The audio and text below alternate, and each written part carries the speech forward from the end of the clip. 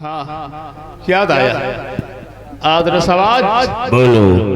आसमान का तारा, आसमान का तारा एक ऐसा खुशनुमा फूल है जिसे दुनिया देखती है, बच्चे बूढ़े नौजवान सभी देखते हैं, लेकिन उस आसमान के उस फूल को ना कोई छू सकता है, ना कोई तोड़ सकता है, ना कोई हासिल कर सकता है। बहुत सही सवाल। मानो अब तुम आगे जा सकते हो, और मैं ये भी जान गया हूँ कि तुम कंडरागिरी पर्वत पर पहाड़ी नागन के पास जा रहे हो। हाँ हाँ आदर्शवाद मैं वहीं जा रहा हूँ। लेकिन उस पहाड़ी नागन के पास तुम ऐसे नहीं जा सकते, क्योंकि वो कोई नागन नहीं है। उस कंडरागिरी पर्वत का साकाल शैतान जो उसे एक मेले से उस लड़की को अपहरण करके ले आया है और उसे अपनी रानी बनाना चाहता है, और वो लड़की उसका कहना नहीं मान रही है, इसलिए उस साकाल शैतान ने उस लड़की को नागन बनाकर रखा है।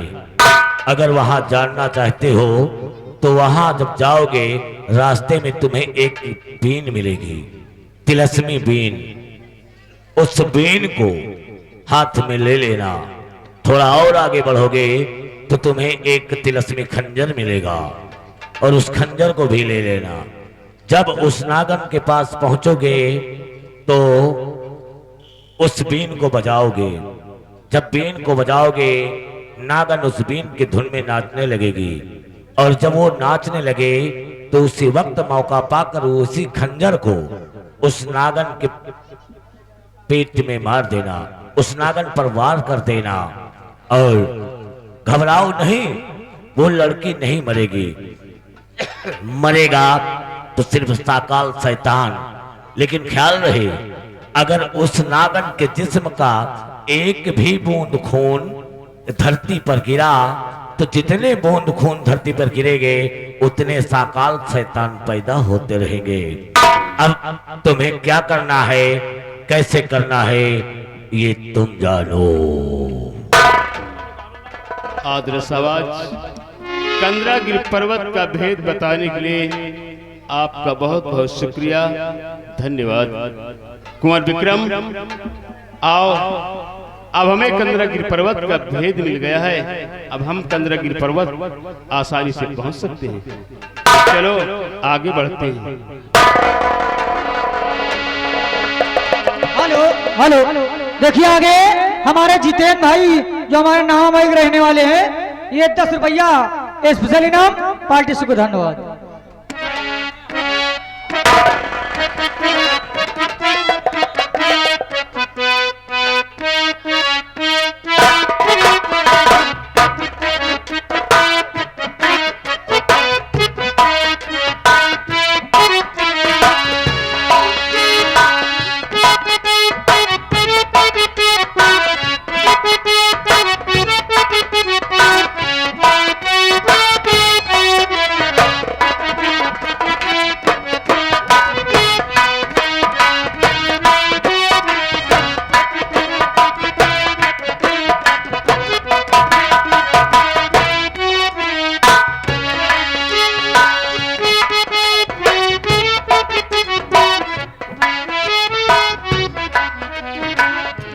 हेलो,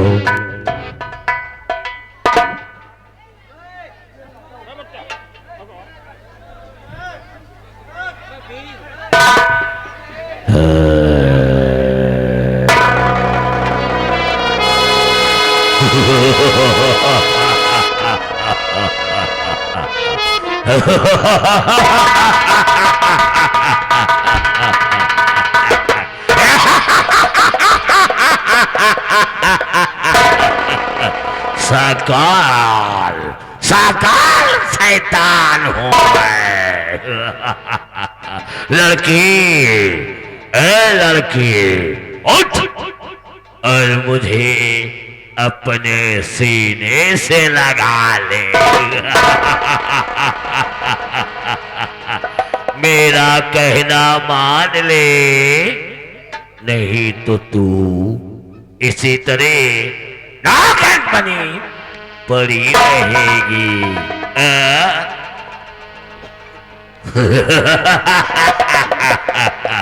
मान जा लड़की, मान जा। नहीं मानेगी तो आज मैं जा रहा हूँ, लेकिन मैं फिर आऊंगा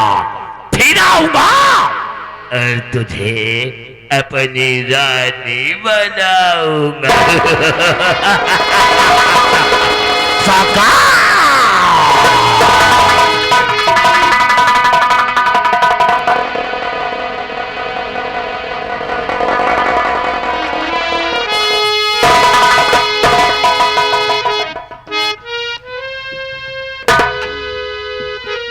बेटा विक्रम, उस आदर्श आवाज के बताने के मुताबिक हमें रास्ते में बीन भी मिल गई और ये खंजर भी मिल गया।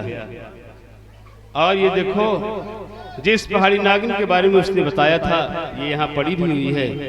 अब एक काम करो, तुम एक किनारे चुपचाप शांत होकर बैठ जाओ, मैं बीन बजाता हूँ, पहले इसे होश मिलाते हैं, फिर तुम्हारे आंखों का इलाज हो जाएगा।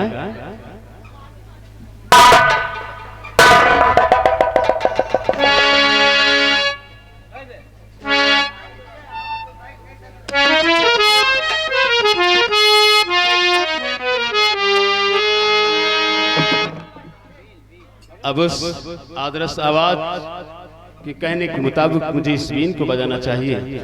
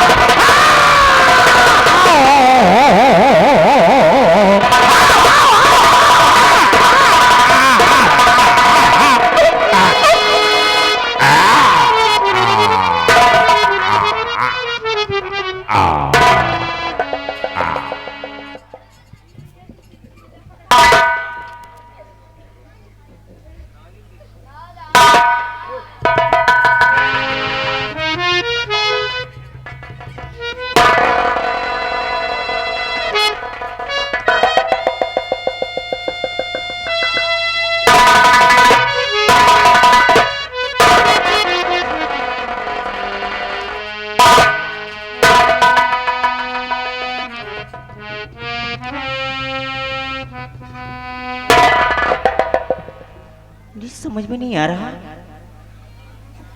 मैं यहाँ और हाँ वो शाकाल शैतान, अरे ये तो मर गया, अब मुझे मुक्ति मिल गई है, लेकिन ये काम किया किसने?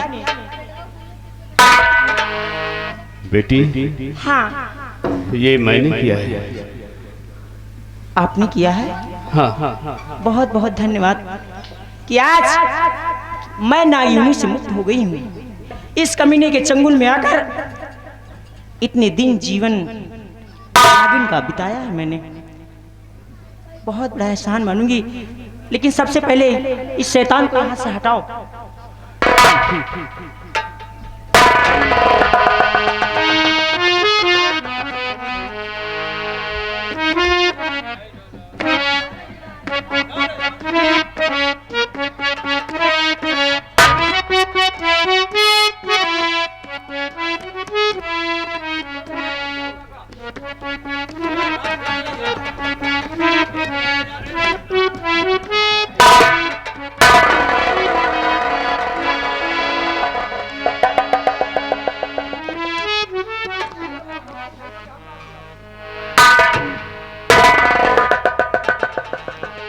लेकिन चाचा जी, सब कुछ तो ठीक है, लेकिन आप इस खतरनाक जगह में कैसे आ गए और किस काम के लिए आए हो?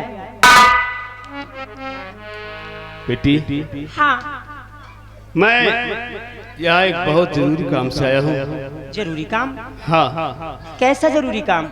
मेरे साथ पारसगढ़ का राजकुमार विक्रम है, जो दोनों आंखों से अंधा है। किसी वैद्य ने बताया है कि तुम्हारे गले में मड़ियों का हार है। अगर उस मणि की चमक राजकुमार विक्रम की आंखों में पड़ जाए तो उसकी आंखें ठीक हो सकती हैं। इस हार से? हाँ, अगर ऐसी बात है तो आपने मुझे इंसानी रूप में लाया है। आज मैं आजाद हो चुकी हूँ, आप जो कहेंगे मैं करने के लिए तैयार हूँ। कहाँ है कुंवर?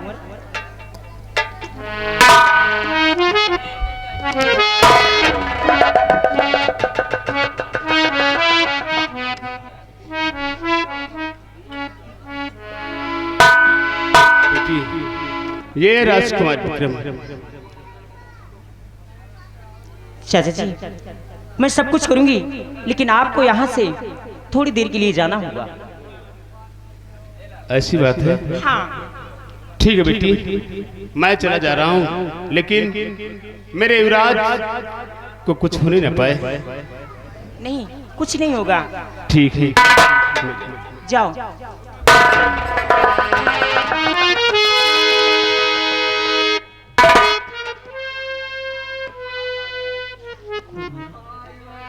कहीं ये मेरा कुंवर तो नहीं है? खैर ठीक है, आगे देखा जाएगा, सोचने से क्या होता है।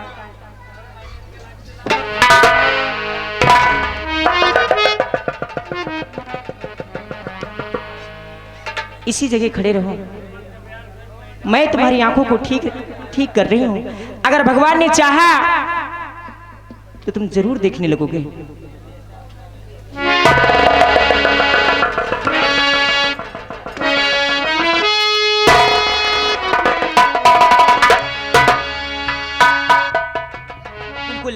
मेरे सामने देखते रहना।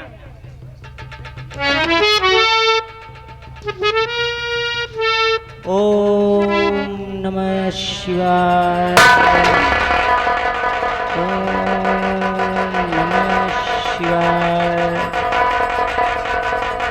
ओम नमः शिवाय।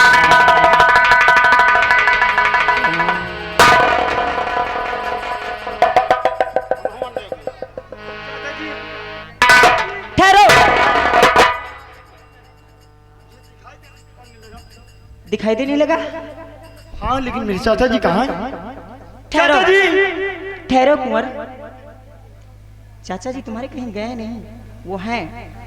परेशान मत हो, मैं तुम्हें मिला दूंगी, परेशान मत होना। कुंवर, कुछ अपने आप पे जोर डालो। और पहचानो। और आज इस मोड़ पर खड़ी हूँ, तुम्हारे सामने खड़ी हूँ, कुछ पहचानने की कोशिश की। कुंवर, ना चीज और बेहतर, ना चीज और बेहतर, अदना गुलाम हूँ, मकबूल कीजिए हजरत करती सलाम।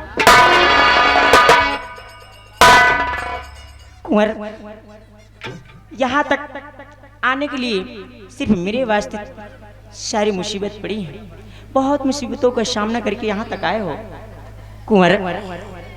और मेरे वास्ते जो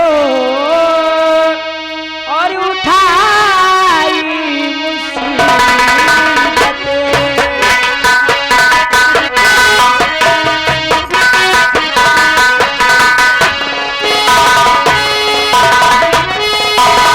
मेरे वास्ते जो उठाई मुसीबत, हुई दिल में पैदा तुम्हारी मोहब्बत में पैदा।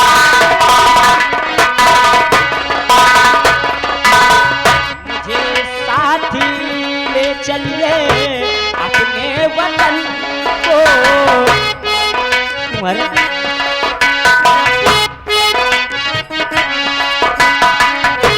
मुझे साथ ले चलिए अपने वतन को, मुझे साथ ले अपने वतन को, रहूं बन के दासी, करूंगी मैं खिदमत, बन के दासी दासी।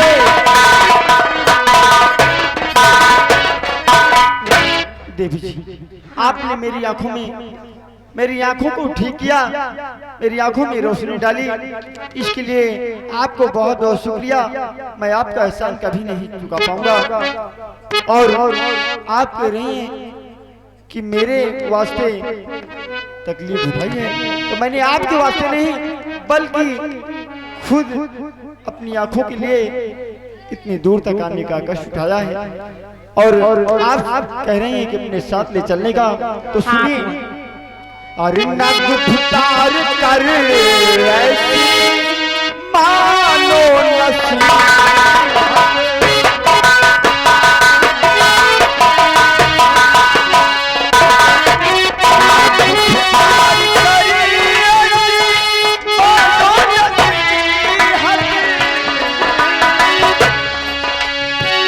मेरे साथ चल कर सहोगी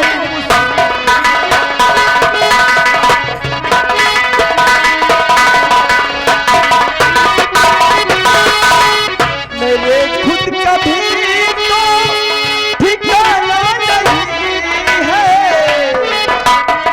सच कह रहा हूँ दीदी, मेरे खुद रहने का ठिकाना नहीं, मेरे खुद रहने का ठिकाना नहीं है।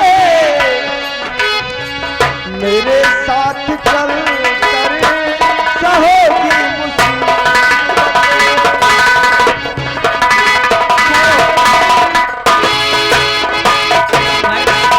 आप क्या कह रहे हो कुंवर? क्या अपने दिमाग पर जोर डालो और मुझे पहचानो, मैं वही तुम्हारी रतकला हूँ।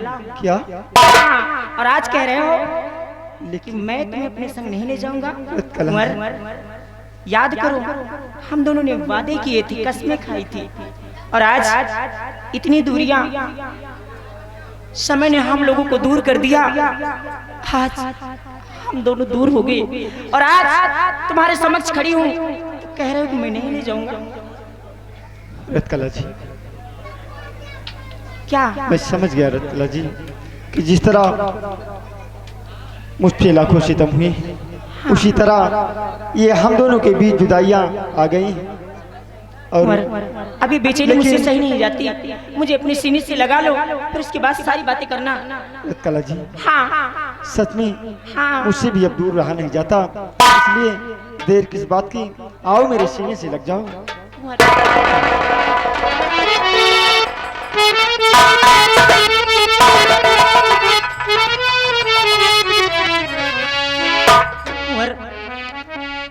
दोनों को जुदा कर दिया भगवान ने, लेकिन आज मिला भी दिया।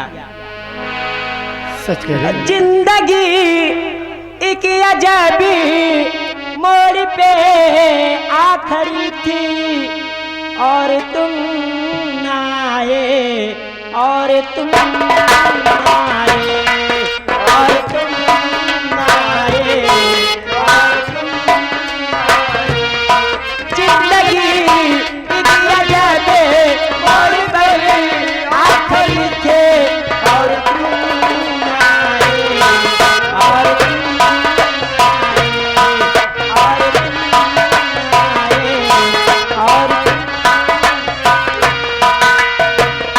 मैं हर कदम बड़े हो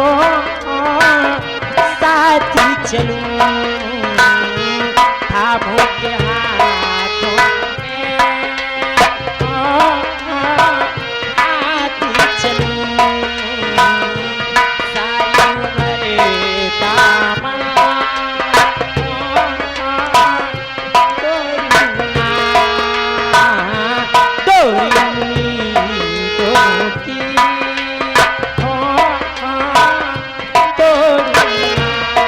जिंदगी दम बदम एक दम ढा रही थे और तुम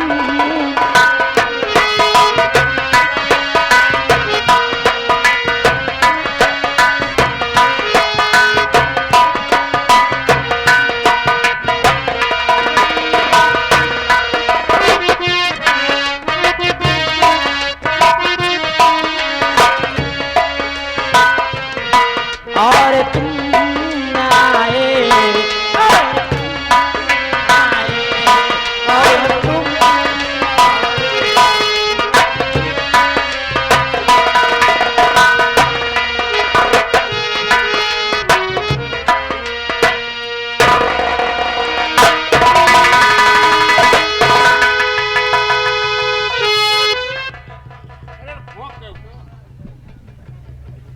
कुंवर, चाचा जी मुझे दिखाई पड़ने लगा चाचा जी। तुम्हारी आंखें ठीक हो गई? हाँ चाचा जी। तो बड़ी खुशी की बात है। विक्रम, चाचा जी मेरे पास आओ।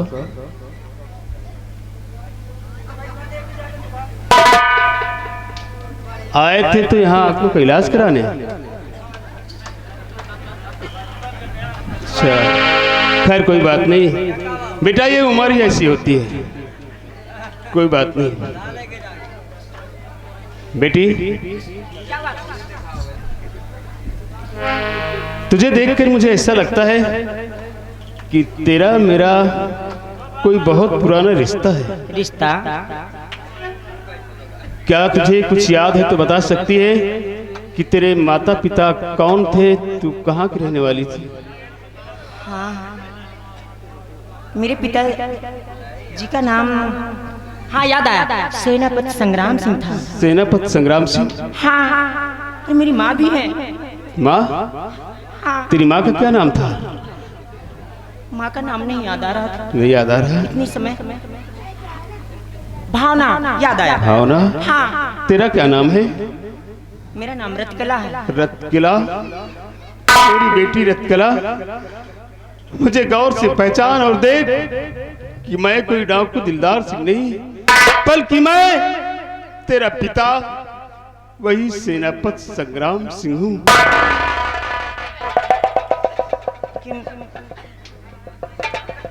ऐसा नहीं हो सकता। मुझे अच्छी ऐसा तरह, नहीं हो सकता। मुझे अच्छी तरह, पिताजी कोई चोर डाकू नहीं थे, वो तो एक सेना नायक थे, और तुम तो चोर डाकू हो, फिर भी कह रहे हो कि मैं तुम्हारा पिता हूँ। मानता हूँ कि तुम्हारे पिता सेनापति थे, सेना के सेना नायक थे, लेकिन तुम्हें यह भी याद होगा कि हमारे ही दरबार में हमारे साथी मंत्री विकराल सिंह ने एक ऐसी चाल चली जिसमें मेरा सब कुछ बर्बाद हो गया और मुझे ये भेष अपनाना पड़ा। और कुंवर को लेकर आज यहाँ तक नहीं आता तो शायद मंदिर से गायब हुई मेरी खोई हुई बेटी रतकला मुझे नहीं मिलती। बेटी, मुझे सब कुछ याद है, कि हम तीनों प्राणी मेला देखने गए थे। मंदिर पे अपनी बेटी को छोड़कर मैं अपनी प्रिय भावना के लिए वो हार खरीदने गया था कि इधर जब लौट कर आया तो वहां तुम नहीं थी बेटी, तुम नहीं थी। तब तो आप ही मेरे पिताजी हो सकते हैं। हाँ बेटी।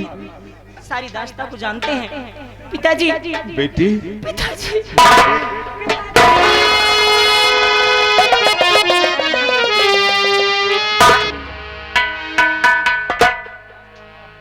बेटी ठीक है, चलो अब हमारे साथ चलो, हम तुम्हें तुम्हारी माँ से मिलाएंगे।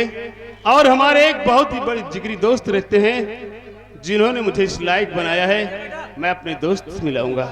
चलिए। आओ बेटी। चलिए।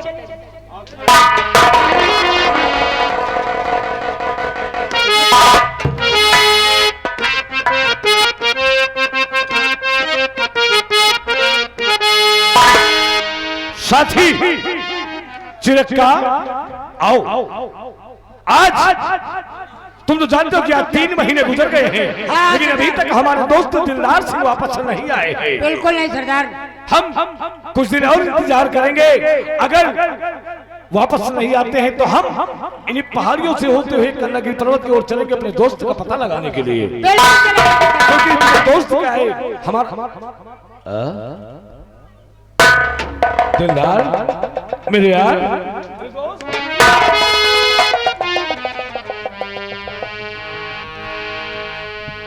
चाचा जी। युवराज, तुम्हारी आंखों की रोशनी ठीक हो गई, तुम्हें दिखाई देने लगा। अरे वाह, ईश्वर का लाख लाख धन्यवाद है कि आज तुम्हारे आंखों की। और ये लड़की दोस्त, यही वो लड़की पहाड़ी नागन है जिसके बारे में उबैद जी ने बताया था। और इस पहाड़ी नागन को तुम यहाँ उठा कर लाए हो? दोस्त, इसे इसलिए यहाँ उठा कर लाया हूँ कि लड़की कोई पहाड़ी नागन नहीं थी। मतलब ये तो बरसों पहले खोई हुई हमारी बेटी थी।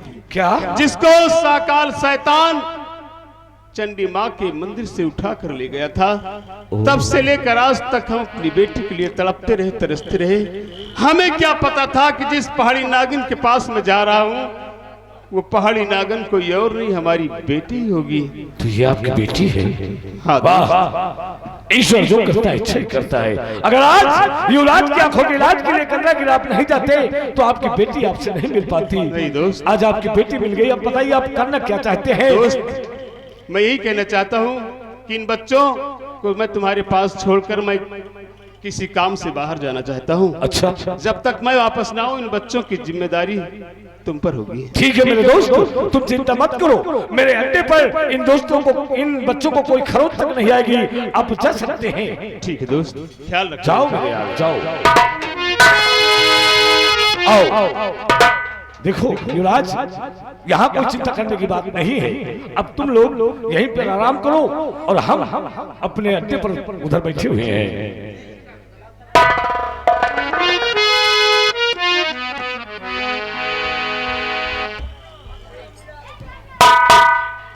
चलो हम लोग आराम करते हैं और चाचा जी हैं, तब तक पिताजी भी आ जाएंगे। चलिए।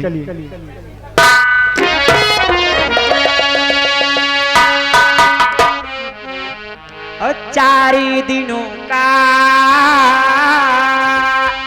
प्यार रब्बा बड़े